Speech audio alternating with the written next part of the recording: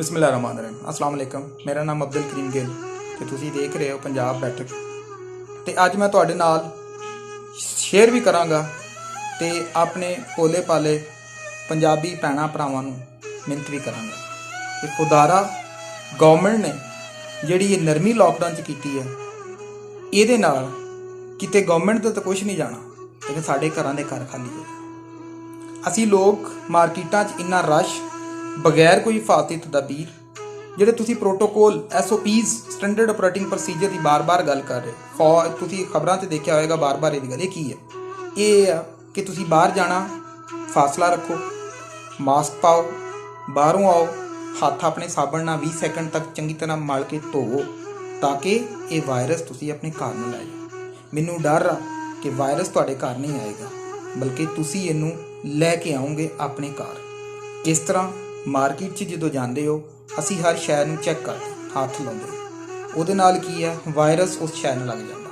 ਉਹ ਸ਼ੈ ਅਸੀਂ ਖਰੀਦ ਕੇ ਆਪਣੇ ਘਰ ਲੈ ਆਉਂਦੇ ਹੋ ਅਤੇ ਵਾਇਰਸ ਸਾਡੇ ਘਰ ਆ ਜਾਂਦਾ। ਅਗਰ ਉਹ ਖਿਲਾਉਣਾ ਆ ਅਤੇ ਬੱਚਾ ਉਹਦੇ ਨਾਲ ਖੇਲੇਗਾ, ਬੱਚੇ ਨੂੰ ਉਹਦੀ ਦਾਦੀ ਦਾਦਾ ਮਾਂ ਪਿਓ ਚੁੰਮੇਗਾ, ਪਿਆਰ ਕਰੇਗਾ। ਮਾਂ ਪਿਓ ਦੇ ਵਿੱਚ ਮਾਂ 'ਚ ਅਗਰ ਟ੍ਰਾਂਸਫਰ ਹੋਏਗਾ, ਮਾਂ ਕੁਕਿੰਗ ਕਰੇਗੀ ਤੁਹਾਡੇ ਸਾਰੇ ਟੱਬਰ ਵਿੱਚ।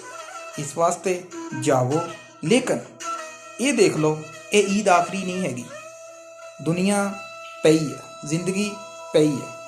ਅਗਰ ਅਸੀਂ ਕੱਪੜੇ ਖਰੀਦ ਕੇ ਲੈ ਆਉਂਦੇ ਅਤੇ ਪਾਕਿਸਤਾਨ ਦੀ ਗਵਰਨਮੈਂਟ ਨੇ ਮੁਕੰਮਲ ਲਾਕਡਾਊਨ ਕਰ ਦਿੱਤਾ, ਯਾਨੀ ਕਿ ਈਦ ਪੜ੍ਹਨ ਦਾ ਵੀ ਹੁਕਮਨਾਮਾ ਨਾ ਜਾਰੀ ਹੋਇਆ, ਅਤੇ ਉਹ ਕੱਪੜੇ ਖਰੀਦਣ ਦਾ ਕੋਈ ਫਾਇਦਾ ਨਹੀਂ। ਅਤੇ ਅਗਰ ਉਸ ਕਰੋਨਾ ਨਾਲ ਦੇ ਨਾਲ ਸਾਡੇ ਪੂਰੇ ਅੱਲਾ ਮਾਫੀ ਦੇਵੇ ਟੱਬਰੋ ਟੱਬਰ ਵਿਹਲੇ ਹੋ ਜਾਂਦੇ, ਜਿਸ ਤਰ੍ਹਾਂ ਕਿ ਇਟਲੀ 'ਚ ਹੋਇਆ। ਇਟਲੀ ਨੇ ਇਸ ਵਾਇਰਸ ਨੂੰ ਇੰਨਾ ਕਿ ਆਸਾਨੀ ਨਾਲ, ਉਹਨੇ ਕਿਹਾ ਹੈ ਹੀ ਕੁਛ ਨਹੀਂ, ਔਰ ਉਹਦਾ ਨੁਕਸਾਨ ਇਹ ਹੋਇਆ ਕਿ ਮਿਲਾਨ ਦੇ ਅੰਦਰ ਪੂਰੀ ਗਲੀਆਂ, ਪੂਰੇ ਟੱਬਰ ਖਾਲੀ ਹੋ ਗਏ। ਉਹਨੂੰ ਕੱਪੜੇ ਪਾਉਣ ਵਾਸਤੇ ਬੰਦਾ ਚਾਹੀਦਾ, ਅਤੇ ਜੇ ਬੰਦਾ ਬਚੇ।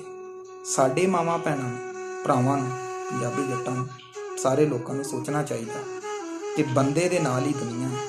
ਔਰ ਅਸੀਂ ਕਿਉਂ ਇਹ ਸਮਝਦੇ ਹਾਂ ਕਿ ਇਹ ਆਖਰੀ ਈਦ ਆ? ਸਾਨੂੰ ਜਾਣਾ ਚਾਹੀਦਾ, ਜਿੱਥੇ 10 ਬੰਦੇ ਜਾਂਦੇ 1 ਭੇਜੋ, ਕੱਪੜੇ ਖਰੀਦ ਲਿਆਓ। ਕੱਪੜੇ ਪਏ ਅਤੇ ਕੋਈ ਲੋੜ ਨਹੀਂ ਖਰੀਦਣ ਦੀ ਜਦ ਤੱਕ ਵਾਇਰਸ ਨਹੀਂ ਟਲਦਾ। ਅੱਜ ਮੈਂ ਤੁਹਾਡੇ ਨਾਲ ਗੱਲ ਕਰਾਂਗਾ ਤਾਰੀਖ ਦੇ ਪਿਛਲੇ, ਕਿ ਹਿਸਟਰੀ ਦੇ ਵਿੱਚ ਇਸ ਤਰ੍ਹਾਂ ਦੀਆਂ ਵਬਾਵਾਂ ਆਈਆਂ ਔਰ ਕਿੰਨੇ ਲੋਕ ਮਾਰ ਦਿੱਤੇ।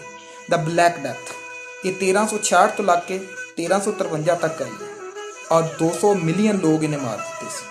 ਉਸ ਤੋਂ ਬਾਅਦ ਆਇਆ ਕੋਲਰਾ ਯਾਨੀ ਕਿ ਹੈਜ਼ਾ, 1852 ਤੋਂ 1860, 1 ਮਿਲੀਅਨ ਯਾਨੀ 10 ਲੱਖ ਲੋਕ ਮਾਰ ਦਿੱਤੇ। ਫਿਰ ਆਇਆ ਜ਼ੁਕਾਮ ਫਲੂ 1899 ਤੋਂ 1890 ਤੱਕ, ਇਹਨੇ ਫਿਰ 10 ਲੱਖ ਲੋਕ ਮਾਰ ਦਿੱਤੇ। 1910 ਤੋਂ 1911 ਤੱਕ ਫਿਰ ਆਇਆ ਹੈਜ਼ਾ ਔਰ ਇਹਨੇ 8 ਲੱਖ ਲੋਕ ਮਾਰੇ ਪੂਰੀ ਦੁਨੀਆ ਦੇ ਉੱਤੇ। ਫਲੂ ਯਾਨੀ ਜ਼ੁਕਾਮ ਫਿਰ 1918 'ਚ ਆਇਆ ਔਰ ਉਸ ਵਕਤ ਇਹਨੇ 2 ਕਰੋੜ ਤੋਂ ਲੱਗ ਕੇ 5 ਕਰੋੜ ਤੱਕ ਲੋਕ ਮਾਰੇ। ਫਿਰ ਫਲੂ ਪੈਂਡੈਮਿਕ ਕੀ ਹੈ?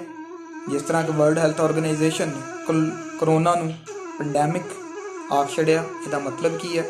ਪੈਂਡੈਮਿਕ ਉਹ ਬਿਮਾਰੀ ਜਿਹੜੀ ਇੱਕ ਸਿਰਫ ਹਿੱਸੇ ਨਹੀਂ ਬਲਕਿ ਦੁਨੀਆ ਦੇ ਵਿੱਚ ਫੈਲਦੀ, ਔਰ ਦੁਨੀਆ ਦੇ ਕਾਫੀ ਜ਼ਿਆਦਾ ਮੁਲਕ ਉਹਦੀ ਸਜ਼ਾ ਭੁਗਤ ਰਹੇ ਹਨ। ਉਹ ਪੈਂਡੈਮਿਕ, ਔਰ ਇਹ ਕਰੋਨਾ ਵਾਇਰਸ ਇੱਕ ਪੈਂਡੈਮਿਕ। ਇਹਦਾ ਮਤਲਬ ਇਹ ਇੱਕ ਸ਼ੈਵਾਂ ਤੋਂ ਫੈਲਦਾ, ਬੰਦਿਆਂ ਤੋਂ ਫੈਲਦਾ, ਇਹ ਹਵਾ ਦੇ ਨਾਲ ਫੈਲਦਾ, ਇਹ ਨੋਟਾਂ ਨਾਲ ਫੈਲਦਾ। ਨੋਟਾਂ ਨਾਲ ਕਿੱਦਾਂ ਫੈਲਦਾ? ਸਾਨੂੰ ਸਾਰਿਆਂ ਨੂੰ ਆਦਤ, ਨੋਟ ਅਸੀਂ ਗਿਣਦੇ ਲੱਭ ਲਾ ਕੇ। ਇਹਦੇ ਵਿੱਚ ਸਲਾਈਵਾ ਹੁੰਦਾ, ਸਲਾਈਵੇ 'ਚ DNA ਹੁੰਦਾ, RNA ਹੁੰਦਾ, ਵਾਟਐਵਰ ਜੋ ਇਨਫੈਕਸ਼ਨ ਆ ਤੁਹਾਡੇ ਮੂੰਹ 'ਚ। ਸਲਾਈਵੇ ਤੁਸੀਂ ਨੋਟ ਗਿਣਿਆ ਔਰ ਨੋਟ ਚਲ ਗਿਆ ਤੁਹਾਡੇ ਜੇਬ 'ਚ। ਵਾਇਰਸ ਉਹਨੇ ਕੈਰੀ ਕਰਕੇ ਤੁਹਾਡੇ ਟੱਬਰ 'ਚ, ਤੁਹਾਡੇ ਕਿਤੇ ਵੀ ਪਹੁੰਚਾ।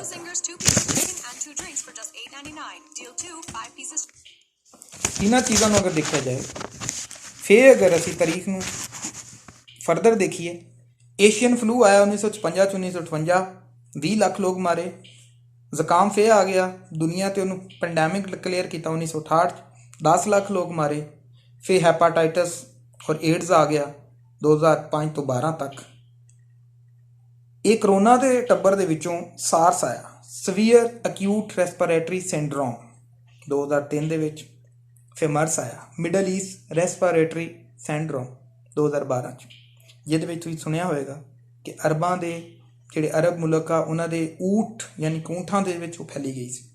ਔਰ ਹੁਣ ਇਹ ਨੋਵਲ ਕੋਵਿਡ 19 यानी कि नोवल कोरोना वायरस 2019 और जनवरी 2020 ਦੇ ਵਿੱਚ ਵਰਲਡ ਹੈਲਥ ਆਰਗੇਨਾਈਜੇਸ਼ਨ ਨੇ ਇੰਟਰਨੈਸ਼ਨਲ ਵਬਾ ਡਿਕਲੇਅਰ ਕਰ ਦਿੱਤੀ। ਮੇਰੀ ਹੱਥ ਬੰਨ੍ਹ ਕੇ ਤੁਹਾਡੇ ਭੋਲੇ ਭਾਲੇ ਸਿੱਧੇ ਸਾਦੇ ਮੇਰੇ ਭੈਣਾਂ ਭਰਾਵਾਂ ਅੱਗੇ ਮਿਹਨਤ ਆ, ਖੁਦਾਰਾ ਇਹਦੀ ਵਾਇਲੇਸ਼ਨ ਯਾਨੀ ਇਹਦੀ ਖਿਲਾਫਵਰਜ਼ੀ ਨਾ ਕਰੋ। ਇਹਦੇ 'ਚ ਗਵਰਨਮੈਂਟ ਦਾ ਕੁਛ ਨਹੀਂ ਜਾਣਾ, ਕਿਸੇ ਦਾ ਕੁਛ ਨਹੀਂ ਜਾਣਾ, ਤੇ ਜਾਣਾ ਤੇ ਸਾਡੇ ਨਾਲ ਜਾਂ ਅਸੀਂ ਜਿੰਨਾ ਮੁਹੱਬਤ ਕਰਦੇ ਉਹਦੀ ਜ਼ਿੰਦਗੀ ਖਤਰੇ 'ਚ। ਆਪਣੀ ਜ਼ਿੰਦਗੀ ਬਚਾਓ, ਇਹ ਰੱਬ ਨੇ ਤੁਹਾਨੂੰ ਦਿੱਤੀ ਹੈ, ਬਚਾਉਣਾ ਤੁਹਾਡੇ 'ਤੇ ਫਰਜ਼ ਆ। ਅਗਰ ਇਹਨੂੰ ਨਹੀਂ ਬਚਾਵਾਂਗੇ ਤਾਂ ਅੱਲਾ ਦੀ ਜ਼ਾਤ ਵੀ ਨਾਪਸੰਦ ਫਰਮਾਉਂਦੀ ਹੈ। ਸਾਨੂੰ ਆਪਣੀ ਜ਼ਿੰਦਗੀ ਆਪਣੇ ਮੁਆਸ਼ਰੇ ਨੂੰ, ਔਰ ਇਹ ਵਾਇਰਸ ਪਿੰਡ ਹੁਣ ਤੱਕ ਬਚੇ ਆ ਸਾਰੇ, ਯਾਨੀ ਕਿ ਵਿਲੇਜ ਲਾਈਫ ਯਾਨੀ ਕੰਟਰੀ ਲਾਈਫ। ਅਗਰ ਦੇਖਿਆ ਜਾਏ ਪਿੰਡਾਂ ਦੇ ਵਿੱਚ ਨਹੀਂ ਫੈਲਿਆ, ਲੇਕਿਨ ਹੁਣ ਮੈਨੂੰ ਡਰ ਆ ਕਿ ਦੁਬਾਰਾ ਪਿੰਡਾਂ ਦੇ ਵਿੱਚ ਨਾ ਆ ਜਾਵੇ। ਤਬ ਤੱਕ ਦਿਓ ਇਜਾਜ਼ਤ। ਅਗਰ ਤੁਹਾਨੂੰ ਮੇਰੀ ਵੀਡੀਓ ਪਸੰਦ ਆਵੇ ਇਹਨੂੰ ਲਾਈਕ ਕਰੋ, ਸ਼ੇਅਰ ਕਰੋ। ਜਜ਼ਾਕੱਲਾ। ਅੱਲਾ ਰੱਬ ਰੱਖਾ।